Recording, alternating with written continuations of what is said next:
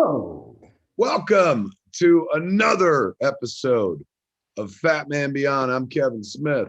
I am Mark Bernardin. Hey, Oh, ho, ho. hey. This is cute, Mark. They're not sponsors, but just a shout out to these folks.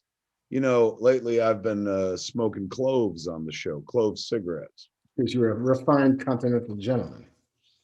Apparently, they're not legal in many places anymore. So, the good folks at Happy Flower Company sent me actual CBD smokes.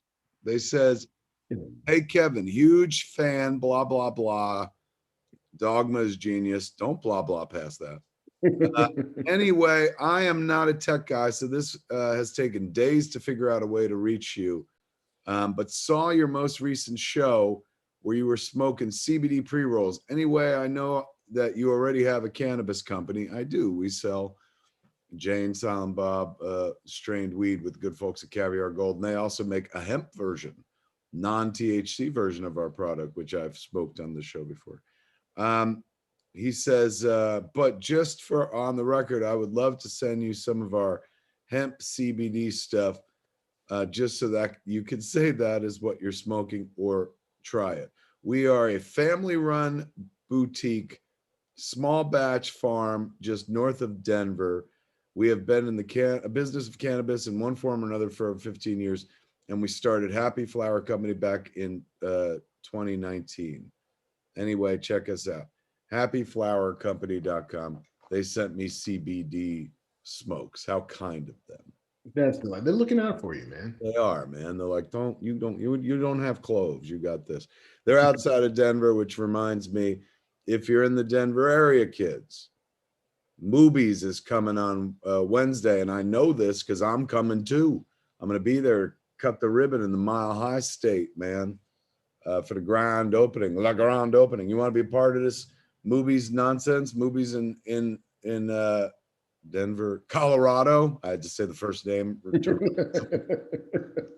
Go to movies.com right now, ladies and gentlemen. And that's the last thing I'll have to fucking talk about this episode, because that guy, he's got a bunch to talk about. We're going to talk about how fucking Mark just, never mind Masters of the Universe, he mastered fucking Kickstarter, for heaven's sakes. We will spend a good time talking about the good time that Mark had with his Splinter Kickstarter, and he'll update us on all that and whatnot. Indeed. But as always, before we go anywhere, we got a sponsor, and it's not the Happy Flower Company. Boy, I forgot the name instantly. And now CBD must be good. Yeah, it's good CBD. They're good people, but they're not the sponsor of this show. Mark, tell them who's sponsoring the show. Tell them who's paying for Fat Man Beyond so they can sit there and watch it for free this week. Ooh, today's episode is brought to you by Manscaped, our go-to for men's below-the-waist grooming products. And they've got a fancy new product that they're bringing to market. It is the Ultra Smooth package. Look at Mark's got it right there in his hot little hands, man. What now? There's 3 different things in that. What's going on? Well, in the Ultra Smooth package, you have, let's see, a crop exfoliator, which is a gentle exfoliant for your groin area. Yeah. There's crop gel, which is a clear groin shaving gel. And then sounds like lube to me. Indeed. The pièce de résistance is the little razor that now comes. Yeah, baby. This is it's a 3-step kit. You got your crop exfoliator, your crop gel, and your crop shaver. Designed for shaving that groin area with confidence, kids. Indeed. Confident. 3 precision blades include extra wide lubricating strips and a pivoting head for the ultimate groin grooming experience. I know you've been sitting there every day of your life going, when will I have the ultimate groin grooming experience? You're like, I've had some, but nothing this good. The ultimate's coming your way, man. And the good folks at Manscaped have brought it to you. As we continue to talk about the good folks at Manscaped, go to manscaped.com right now ladies and gentlemen, man, because you can get 20% off plus free shipping with the code. I'm imagining It should be FatMan. FatMan. It sounds about right. Sounds always. It's 20% off plus free shipping with the code FatMan at manscaped.com. And smooth it out, fellas, with Manscaped. Your balls are going to thank you. Let me tell you, these Manscaped kids down to science. Oh, look who's here, ladies and gentlemen. It's Bamf Boy. I screwed that up. There we go. New Bamf. Oh my God! Give credit where credit's due. Where'd you get that cute little Bamf cartoon? That was a guy sent that to us on Twitter. Let me get his name. I just wanted to point out it's FatMan20 is the FatMan20. FatMan20 is the code. We need a Bamf Boy to come in for a moment like that. What's that writing across your face, Bamf Boy? It's the ad that says FatMan20. FatMan20's now right across my forehead. Yeah, it is. 20% off JC's. You're going to be like the Joker in fucking Suicide Squad. We're going to put FatMan20 across your big metal grill, man. These folks at Manscaped kids have been such good friends to the show here at Fat Man Beyond. Leads me to believe that we have a lot of crotch hairy people in our audience, because the fact that they're still dropping some dimes so that we can tell you every week, so we can implore you to keep your shit shorn at manscaped.com. That's my new tagline for them. Wonderful company, man. And it makes a hell of a product that Mark uses on his goddamn head from time to time. My most important ball. Show them some love, kids. You can go get yourself one of them ultra smooth packages right now with the crop exfoliator, the crop gel, and the crop shaver, man. A whole crop of crop. Ain't no crop.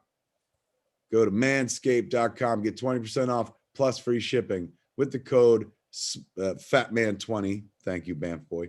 At manscaped.com, manscaped.com. You're going to get 20% off plus free shipping with the code FatMan20 at manscaped.com. Smooth it out, fellas, with Manscaped, man. Your balls are going to thank you, and we thank the good folks at Manscaped for sponsoring this week's episode of Fat Man Beyond.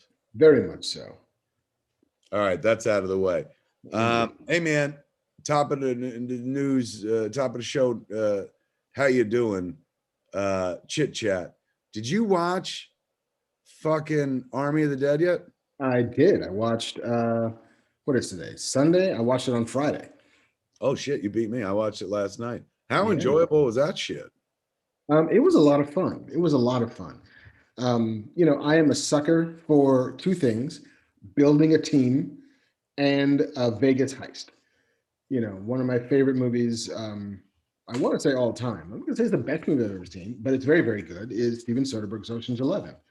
And like that kind of intricacy and the planning, and then here's the group and the weird motley crew of people who have some expertise in something getting together for money. And then a couple of people who do it for love. There's always a motive of love. As soon as like you, I too was like, you son of a bitch, I'm in. To quote Rick and Morty. The heist of it just gave it a skeleton to hang a very familiar story on. The familiar story of like, oh my God, zombies. But like, this was interesting. The idea of like, all right, we've locked them all in Vegas and we're going to bomb the place. But if you can get in there, there's like fucking $20 million that you could get out with. And then of course the story gets and twists and turns. Like he's got his own little universe to play in now. Like, cause it felt like, correct me if I'm wrong, it's open-ended and they're going to keep going. Spoilers, like at the end, didn't they say something about like Mexico City where you're like, well, perhaps that's where this is going next. Where Omari Hardwick, who is on a plane heading for spoilers, not deep spoilers, but spoilers, like he's on a plane heading to Mexico City and he doesn't land. And so it's clear that story will be driving down there, to say the least. And that it's going to keep going. And they should keep it going. Like, he once again, he put visuals in that I've never seen before. Once again, he's, kind of taken something that's familiar and spun it on its head. But once again, this is a guy who did this shit years ago with Dawn of the Dead. So, I was like, if this is going to be a Netflix Deadiverse, I'm in. And this is what I especially like. Spoilers, kids. If you haven't seen it, go check it out. But how could you have not? Like, not as long as Snyder Cut, so you have no excuse not to watch it and stuff. The idea of sentient zombies, of the next generation of zombies. There was a book, was it Land of the Dead, I think, used to read, and that King Zombie was one of the characters. And like in that book, in that tale of zombies, they were organized.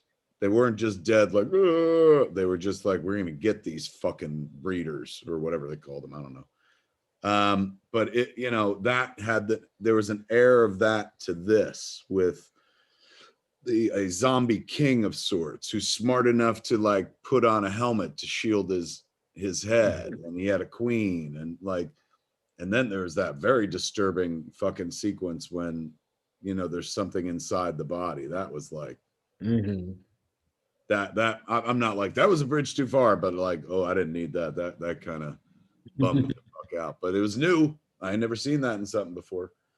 But yeah, I like that, the idea of like, they're organized and they hate you.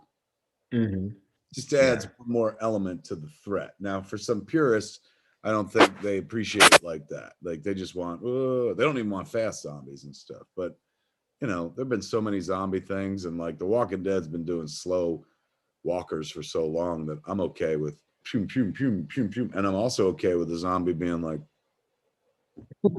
go ahead, putting on a hat. Yeah, totally. I'm like, hey man, I can get behind that like crazy.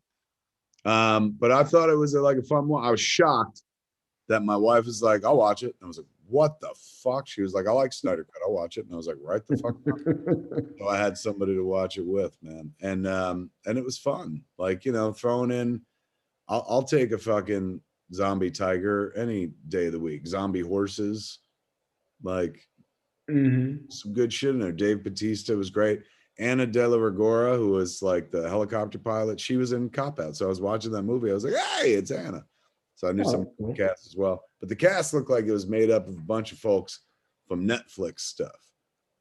People have been in other stuff, and it's spoilers, a hodgepodge of who does and who don't make it, like most zombie pictures. Right.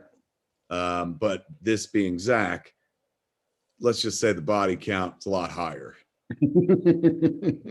There is not the pat happy ending one might hope for, but actually never get in a zombie movie. There's always more zombies, and there's like wonderful tongue-in-cheek stuff. I especially liked how they did the backstory, because not every zombie backstory is the same, but they are all kind of virtually the same.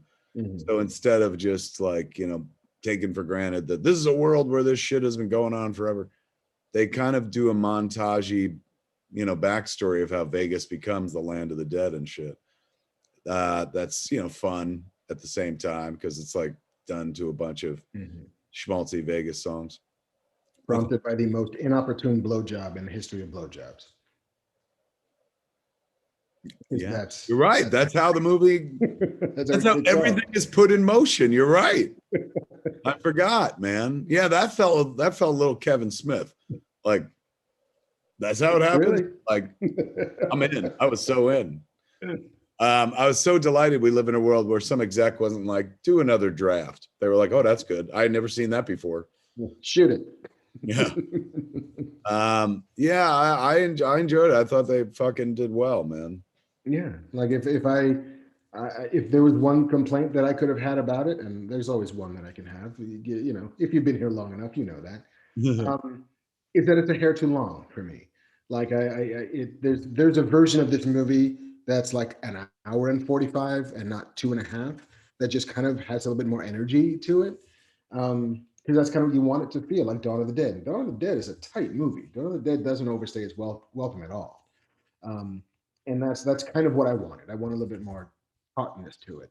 But where it goes is fun. How it gets there is fun. All the characters are pretty cool. I thought Tig Notaro, who's a very late addition to this particular cast, was That's great. what I kept telling my wife. I was just like, you see Tig Notaro?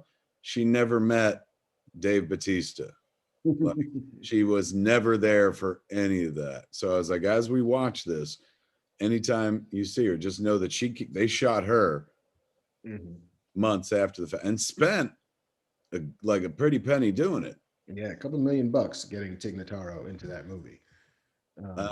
But like, Jennifer, for what it's worth, my wife was just like, why not? Like, otherwise, the only thing people would talk about is like what was there before her. So she was like, spend the money, and like this thing lives in perpetuity. And if he's beginning a universe as well, it's like start, hands free or scot free, hands clean, whatever. Fuck. Yeah. But she was good in it. They were all. She's fun. There was no weak links in the fucking cast. Like, it was just well done. What do you think a movie like that costs? Probably easy 100 million, maybe a bit more. It shot in Atlantic City, New Jersey, even though it was set in Vegas. There was a casino that was going to be pulled down, so they shot. From what I understand, they shot a bunch of their stuff there. But like, there's fucking watching Dave Bautista jump from fucking blackjack table to blackjack table while like he's John Goodman in the hallway of fucking Barton Fink, showing you the life of the mind. This is good shit, man. And it continues to be fun. Dave Bautista. Although this week, I guess he's doing the rounds for the movie. And he announced that this number 3 Guardians would be his last outing as Drax. Yep. The most adorable reason. Not like I'm done with Disney or any of this shit. He was like, Drax is a guy who has his shirt off all the time. And he's like, I'm 51, 52. He's like, getting harder and harder to take my shirt off. And I was like, that's fantastic. That is one of the greatest reasons I've ever heard for anybody walking away from anything. I won't walk into things if I have to take my shirt off. So this guy going like, I want to get out of this game because it's a real shirts off kind of game. I'm like, come with me, brother. Yes. Welcome to the robed life, my friend. Yes, that layers, my friend. Nobody needs to see your nipples ever again. Yeah, I mean, it's much the same reason that Hugh Jackman was like, you know what, I can't do this anymore. Like, I'm too old to get into this shape. The way I have to treat my body every time we're gonna make a fucking Wolverine movie, when I've got to be shredded to within an inch of my life, and it's not good for me, and it's hard, and I'm 50, and fuck it. Like, let's move on. You got to do other things. I forgot he too was a guy who was like, he's like not got out of it because he's like, I'm artistically unsatisfied with Wolverine. He's just like, I'm not gonna fucking do this my whole life. This is hard. Yeah. The older you get, the harder it is to fucking do that to your body. And because you can't sustain that. That's like, we're this way, we're in this state, we can hold it for like a month. And then I gotta live. And then once you go back to living, and then they're like, hey, buddy, it's time for, X-Men Origins Wolverine. You got to get in that shape again. It's a year-long process to train and diet and starve and gorge, all of that shit. It's hard. It's why I don't do it. Yeah, same here. The exact reason.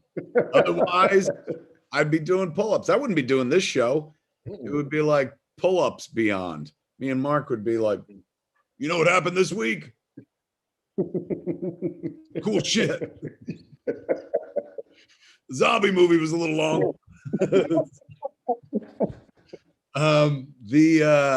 It was a little chunky but funky, that zombie movie. I did not notice the length because I watched in 2 viewings. We were watching it for about 45 minutes, and then Harley's boyfriend Austin, his parents are in town from Richmond, Virginia. So we went upstairs and played bird bingo. It's exactly what it sounds like. Instead of numbers, birds are called, and you collect them on a card. That's adorable. It's about the whitest fucking activity I've ever been involved in, Mark. Myself felt like I was in the middle of a Fluffernutter sandwich, but we all had a good time playing bird bingo. And then we played 3 rounds of it. and I was the caller, and my wife, like, who, you know, my wife loves me, don't get me wrong, but like generally she's like not as, shall we say, amused by the likes of a Kevin Smith as perhaps hopefully this audience is. So, you know, generally she's like, ugh, like, I get it, you're just doing your thing. Last night, man, we came back to the room and she was like, you were amazing. I was like, what? And she was like, you had something to say about all them birds, little jokes. She's going, sometimes I forget that I'm married to like a comedy guy. And I'm like, yes, I am a comedy guy, for heaven's sake. But it was like, I'm telling you, if I wasn't married to Jennifer Schwalbach, I could have fucked Jennifer Schwalbach last night, just like that. I so impressed. Oh, with all my bird humor, she was just like, isn't he dreamy? How funny he is. He made a joke about the American kestrel. Him so smart.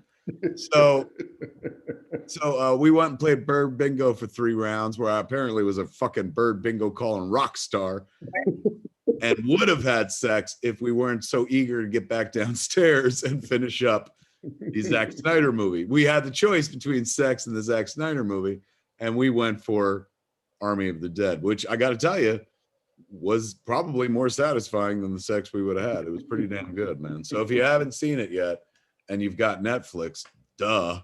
Like, this is why you're paying, man, to see some quality entertainment like this. Got to be the beginning of a series. Got to be more coming, man. Well, there's definitely a prequel coming. There's an animated prequel, you know, sort of how some of these characters got there and filling in those blanks of those little snapshots you saw in the beginning of the movie. Not necessary to enjoy this, but definitely nice and way to build the universe and stuff. Yeah. So yeah, there's more. Yeah, absolutely more on the horizon. Definitely the prequel is coming. And then I'm sure there's going to be a sequel because, you know, it would surprise me if this doesn't do well for Netflix. Yeah, I'd be shocked. I mean, honestly, I know some people like cast aspersions on the length of the Snyder Cut and what it did for HBO Max and stuff. And you know, Netflix certainly isn't like, hey, we need this or we're fucked. They've got all the subscribers, but to keep all the subscribers, you got to keep that level of entertainment up there. And I cannot think of anybody looking for this type of movie. Like, and I don't mean a zombie movie. I mean like fucking, I want to watch a big old action movie and stuff. Say what you will about the Snyder Cut, fan or no fan, but you know, admittedly, it's more meditative than most action movies. This fucker is like, bam, bam, bam. It opens with a blowjob and just keeps coming. That'd be my review, Mark. Very nice. On the poster. Yes, put that right on the poster. All right, man. Never mind all that shit. Never mind, you know, Zack Snyder wins again. Fuck, that's what they should call this show. Never mind FatMan Beyond. Just call it Zack Snyder wins again, because fuck, he just keeps winning this year, man. He's on fire. Good for him. Let's talk about another winner, ladies and gentlemen. One of us who co-hosts this show waded into deeper creative waters than they ever have before. If you remember many episodes back, Mark talked about wanting to do something he'd never done before. And rather than me tell his story, he'll tell him right now. What did you want to do, Mark? And why suddenly now did you want to do it? I wanted to, as I have for a long time, direct. I wanted to direct a movie. I've wanted to do it since I was a kid, wanted to do it when I went to school, found myself in 2 or 3 other different careers between then and now. But I made myself a promise a few years back, probably when I turned like 45, that I was going to direct a movie before I turned 50. And now I am knocking on the door. That date will come this November, the end of November, traditionally somewhere near Thanksgiving, which means I never got cupcakes in class when everybody else got their birthday cupcakes because we're all off for fucking Thanksgiving. August birthday right here. I know the fucking feeling. I just sit through a lot of fuckers' birthdays, and fair enough, I got free cupcakes, but I never got to have my fucking birthday celebrated in school. But that probably for the best, because my mom wasn't making no cupcakes. I would have been bringing in Little Debbie oatmeal pies, and people would have been like, aren't you loved? And I'd be like, in a way. She drove me to get the pies. Kids, that shit, you could buy a box of Little Debbie Smith Delights and oatmeal pies for 89 cents a box, a full box of like 100, however they came in the 70s. And, you know, the rich kids had Hostess snacks. And then there were folks like myself who subsisted on Little Debbie snacks. And now Little Debbie's been around so fucking long, Mark, that Little Debbie is now the king of the snack cakes. Hostess, as we know, fucking went away at one point. Little Debbie's laughing on top of the mountain now. She's like, 89 cents was the key, you fuckers. All you kids who had to bring cheap snacks to your birthdays at school, we built an empire on your back. Anyway, back to you, Mark. So yes, I made this promise to myself. I saw the end of the road coming, and so decided that this was going to be the year that I cycled down from I want to direct a feature to I want to direct anything. So I'll do a short, and then wrote a thing. I guess the beginning of the pandemic, I suppose. The idea was born on a flight back from doing a FatMan show in Vancouver, when we had been talking about the possibility of maybe doing an episode of Jordan Peele's Twilight Zone that never came to fruition. Yeah. Well, their show came to fruition. Oh, yes. Get to work on it. Yeah. The grand opening, grand closing on that opportunity. Relatively quickly. So close. But the idea was very much supposed to be a Twilight Zone episode. And so wrote it up, sent it to a couple of friends to see if like, hey, does this look like a thing you might want to help me make? So I sent it to Yetide Badaki, who ironically is in the voice cast of the Army of the Dead prequel show, as well as from American Gods and stuff. Sent it to Tricia Helfer, who I did a podcast with and was from Battlestar and Lucifer. And Tiffany Smith, who is going to be in our shiny new Masters of the Universe Revelation show. And they were like, yeah, 100%. Like, this sounds like fun. Let's go make a short. And I had always been willing to put a certain amount of my own money into it. And I was like, if I'm going to make this, I don't necessarily want to have to ask people for money. If I can spring for this myself, then I will. And then I talked to a line producer who looked at the script and started breaking it down, because that's what a line producer does. Line producer is in charge of how much things cost, who gets paid. How do we actually make this thing go? So every budget, every line of the budget to find out what it'll cost. He's like, oh no, you're going to need like $140,000 to do this, because you are not doing a short that is, a road trip or two people in a hotel room or a bad breakup or we have a restaurant. Like, no, you need stuff. You need effects. You need makeup. You need sets. And so the number she gave me frightened me. And I never for a second thought that we would be able to make this money. I think we talked about it last week. The last show we did was before we turned the Kickstarter live. And I was very skeptical of the fact that, listen, we're asking for a lot of money. I'm not sure what's going to happen. If we succeed, it's going to be because at the end of the Kickstarter, we pulled the corpse of this thing over the finish line by the skin of our teeth. And you were very optimistic. You were like, listen, man, like, I think there's a bigger fan base out there than you think there are. I think they're going to show up and show out for you. Don't discount that. And I was wrong and you were right. Is that what you wanted me to say? Is that that was the point of this whole fucking story. Whatever happened to you, that's fine. But the hero of this story is the guy who believed. That's right. I told Mark, I was like, look, I see the feedback, sometimes during the fucking show. And we kid around about how Mark can be painfully honest sometimes. And some people don't kid around about it. They get flat out angry about it. But I've never seen more appreciation. I've always seen more appreciation, way more appreciation than anybody being like, man, he always shits on things. People love Mark as a storyteller. People love Mark's incision, insightful thinking into storytelling. And this is a free show that we've been doing for like a decade or something like that, a long time at this point. So I felt like in a world where nobody ever gets taxed, you don't tax anybody. If you went out there and you were like, hey, I want to do a creative thing, I thought for sure that it would fucking be met with, from our audience at the very least, with nothing but enthusiasm. And yes, that turned out to be the case. How quickly did you hit your goal? What did you think? Tell them let's break it down. What was the original goal? The original goal was $90,000. And in doing research onto Kickstarter, like what are other short budgets like? You know, what if you look at 50 other shorts on Kickstarter, what's their nut? What are they looking for? And they were like 10 grand, 12 grand, 22 grand was, I think, that the most. I'm going to interrupt you. We keep getting on chat. People are asking why your mic is so low. You might need to get closer to your mic or something. It's because it's literally, it's like right here.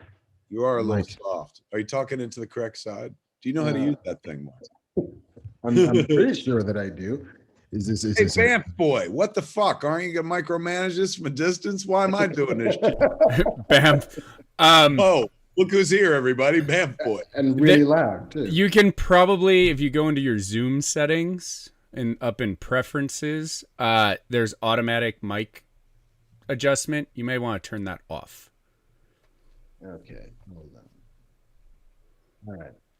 While we're doing that, should I put up Mark's Kickstarter page? Ooh, yeah, please do. Of course, absolutely. Is this better? Is this warmer? Is this louder? It's hotter. Yeah, it's good. Not hot in a good way. Like hot. Okay. Oh, like rubbing my nipples hot. That's pretty excellent. Hot. Sexy hot. All right. So the original goal was how much? The original goal was 90K. The first stretch goal was 110, and the dream stretch goal was 140.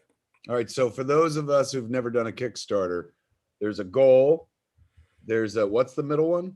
Anything beyond the goal is stretch goals, and you're just literally, it doesn't unlock anything per se. You're just fragmenting. If we can get this, then we get to do this part. If we can get this, we get to do this much more. And but so we're hoping for the production fundage of 90K, which, kids, I will point out is over 3 times the amount of Clerks. Like yes. There was a reason Mark was like, that's a lot of fucking scratch right there. So 90K, and how long did you have to earn that? Like you have a month. You have a month to earn, for your campaign to run. You can set it to lesser or more time, but we set it for 30 days. And it's all or nothing. Like if you get 89K and don't make your 90, then that money goes away. So it's you gotta win this race. Otherwise, there's a set of steak knives for second place. Murphy sang as Elvis Presley back in the day. We got to win this race. Lemonade. Refreshing drink. So yeah, we launched at 12:30 last Wednesday in the morning. 12:30 a.m. a.m. Yes. So I launched it at close to midnight as I could. Fell asleep. Woke up. Just already like 10 grand in the kitty. 15 grand in the kitty by the time I woke up. And the next 6 hours or so after I woke up were the most surreal 6 hours ever, because I went to work like I was in the writer's room all day, so I couldn't be monitoring it. My sole pieces of input about how this Kickstarter was doing came from Kevin. I wish you told me that. I thought you were watching it like I was. So I was just hitting you casually going, it's here. It's here. 4 away. And I assumed he was like, yeah, I know, bro, I'm watching it. But I didn't know that you weren't watching it. I was in the dark. It's like I was running silent on a submarine. And every time I kind of came up for air, there was a new bit of information about how I was doing. And it came from you and from Danny Fernandez, who were both kind of like, how you doing? Holy shit, it's here. Holy, you're 5 grand away, man. Holy shit. Yeah, it was, watching it go was like, holy shit. Like, I remember you texted me when you woke up or whatever to be like, hey, my shit's up. And I said, hit me with a link, hit me with a Twitter or whatever the fuck. And before I put it up fast, but then I was like, I want to make sure that I fucking donate, because I don't want people being like, oh, you'll fucking tell us to donate, but you didn't donate and shit. And I couldn't fucking, what a long story. One of my credit cards was dead, and it took me fucking 10 to 15 minutes to log in. Finally, I got there. But regardless, I put down my loot, and I felt like, all right, this is a nice chunk where he won't have to worry about fucking the next 2 hours or something like that. I thought I was donating enough that would cover a little bit of time. It was a drop in the bucket. It just boom, went so fucking fast. And Mark hit his goal at what time? How 14 hours. 14 hours total. We funded out. Now, did you get to go to the second goal? Yeah, I mean, the minute it never stops. Like the campaign just keeps on rolling. And then it becomes, trying to incentivize people to keep donating, because at least I know for myself, I put enough money to make the thing happen, then great. My work here is done, gang. I'm moving on. But the idea of like, if we get to 110, then we can start covering visual effects. If we get to 140, we can cover all of the scoring and the sound and the post-production, the editing and the color timing and all the stuff that goes into not just making it, editing it, but making it as shiny as you possibly can. The first goal is getting in the can. The last goals are just making it look great.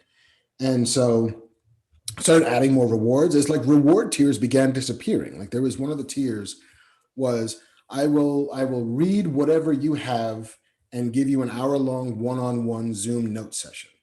Like send me, 100 pages or less. Send me a screenplay, send me the first 100 pages of your novel, send me an episode of TV, send me a pitch, send me a comic book, whatever it is. I'll read it and we'll talk about it for an hour. And that goal vanished. There were 20, I think I left for 20 backers on that goal, and it went away in like 3 or 4 hours.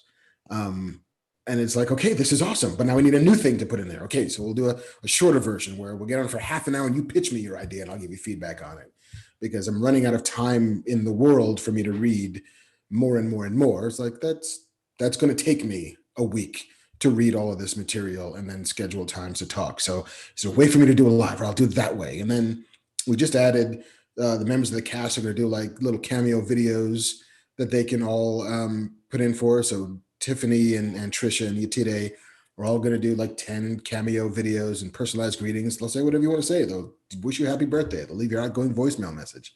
Anything you want, it's up there for that. Some burrito in chat is suggesting, he said, if I'm not mistaken, Mark worked with Titmouse on the Critical Role animation. I did. I wrote an episode of that. Said, if so, he needs to make a call out to all the critters. Apparently, Titmouses, like their little monsters, are critters. That's what I'm getting from this. For his Critical Role fans. The Critical Role fans are called critters. Oh, that's what it is. Critter. That makes more sense. He said you need to do a shout out to all the critters for your Kickstarter because they show up hardcore. That's his suggestion. That's a fine suggestion. I think I will hit them up for that. Have you learned a thing or two about marketing and the way I mean, marketing, specifically branded copyright trademark, Kevin and Mark? It sounds like in a world where they were like, we're out of this, what else can we put in? It's some people look at Kickstarter and go like, oh, fucking free money. Nothing about this is free. Like you just heard the man has now committed his time and you're like, oh, fucking time. At least he's got money. But it's like, in order to satisfy the people who are putting money into his thing, Mark has to do the work. He has to listen to their pitch and process it and give them their time and stuff like that. So nothing's free in this life, kids. Like, it's everything. And I'm not saying it's costing him his fucking soul, but it's like, he's going to have to pay for all this one way or another. But the nice thing is right off the bat, so much love and support and belief in him as a storyteller that people were like, look, here. So it's just money on him. I mean, Mark is as rich as Robert Kirkman, right? Got that fucking Robert Kirkman money we all dream about. Yeah, it's the Robert Kirkman at 2:00 in the morning rolling over in his bed. That's the kind of Robert Kirkman. Like I made what he makes doing that. No, he was like, oh, what's this? And he found fucking 140 grand. So all right, where is it at right now?